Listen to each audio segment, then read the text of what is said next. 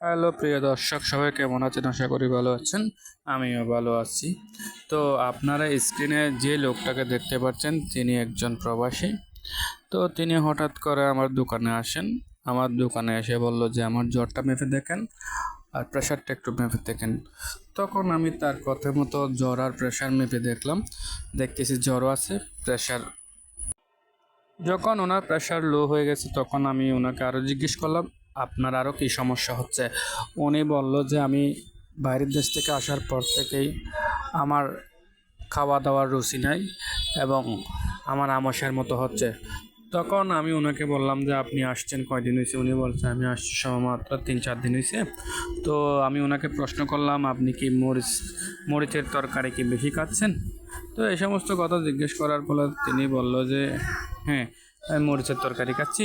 বাইরের দেশে তো আমি মরিচের তরকারি তেমন একটা খেতাম না।